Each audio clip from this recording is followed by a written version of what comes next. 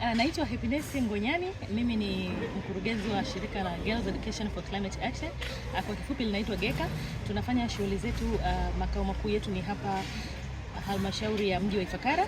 Tunajishughulisha na elimu ya mabadiliko ya tabia ya nchi, tukizingatia hasa kwa wanawake na wasichana, kwa sababu ndio wahanga wakubwa sana wa mabadiliko ya tabia ya nchi.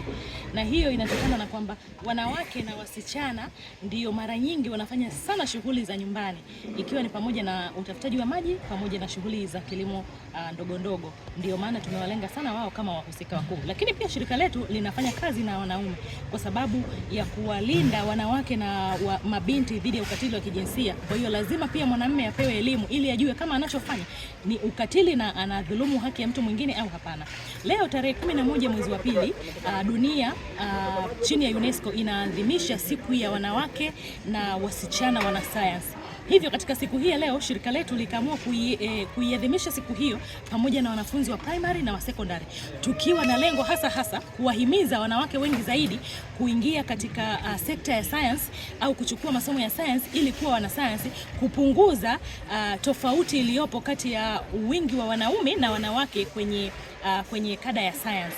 Hivyo basi shirika letu leo lilikuwa hapa sekondari ya wasichana ya Benignis na shule zingine tofauti, tukiwachukua wasichana kutoka shule za msingi na sekondari kama sekondari ya Kiongwile, sekondari ya Ifakara Girls.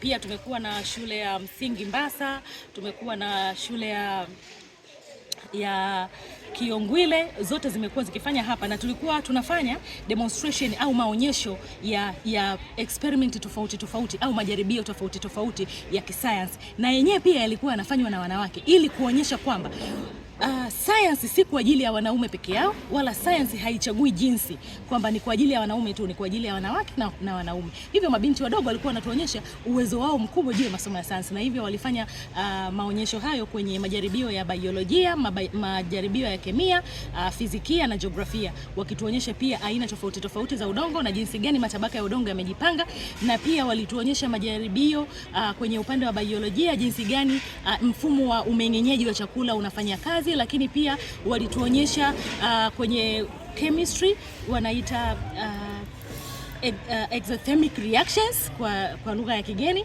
ni kwamba jinsi gani mfumo au reaction tofauti zinazoweza kuzalisha joto.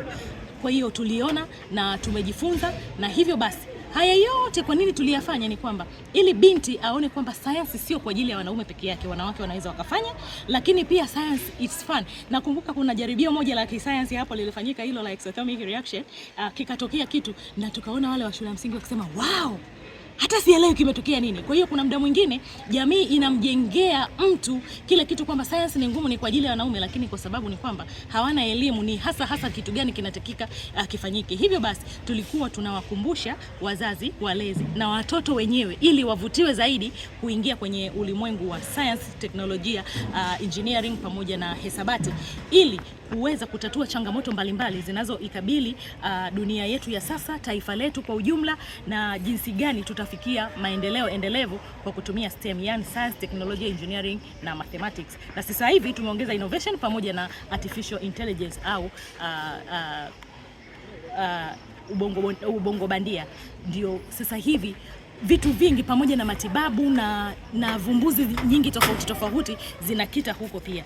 Kwa hiyo hivyo basi dunia iliona umuhimu wa wanawake kuwepo kwenye uwanda wa science na teknolojia na kufanya mapinduzi zaidi.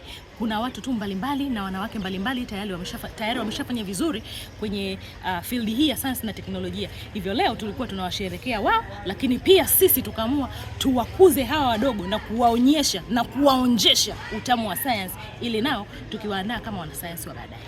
Mimi nipende kuwahimiza wanasayansi wenzangu pamoja na mimi pia ni mwanasayansi, wale ambao tumeshafanikiwa kwenye science au wale ambao tayari tumeshafika mbele kwenye science, tunaijua raha ya science na tunazijua raha za science kama ilivyo pia kwenye kada zingine, arts na vitu vingine.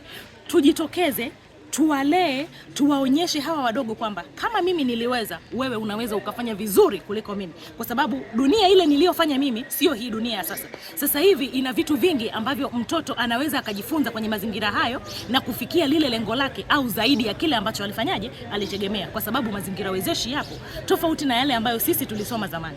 Kwa hiyo mimi natamani kila mwana science mwanamke ambaye tayari ameshafikia ndoto fulani, awe ni mhandisi, awe ni daktari, awe yeye ni computer science, awe ni sehemu yoyote ile kwenye science, ajitokeze, aifikie hasa jamii hasa ya vijijini, zile marginalized communities ambazo zenyewe hazipati hizi fursa za kuona nini kinachoendelea. Na ndio maana muda wote zinadumaa zikisema kwamba mwanamke hawezi, kwa sababu yawezekana hawajapata mtu wa kuambia kwamba mimi nilikuwa kama huyu lakini niliweza. Hivyo basi nawaita wanawake wote wa Tanzania, wana science na wa Afrika, hasa kutoka huku kusini mwa jangwa la Sahara, yoyote yule ambaye anajua yeye amewahi kufanya science na amefanikiwa, aweze kusema, aweze kuongea na mabinti na kuambia kwamba inawezekana.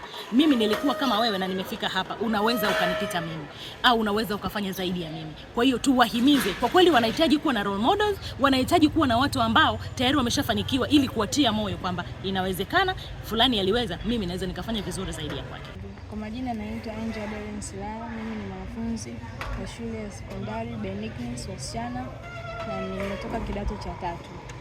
Nipo hapa mbele yenu kuambia kuhusu tukio tulilofanya leo katika shule yetu ambayo ilijumuisha shule mbalimbali zinazotuzunguka. Tulikuwa hapa katika mission ya kuongelea kuhusu mwanamke na science, ambapo pia ilikuwa inahusisha shirika lilokuja kutusapoti ambalo lilikuwa naitwa GECA, Girls Education for Climate Action.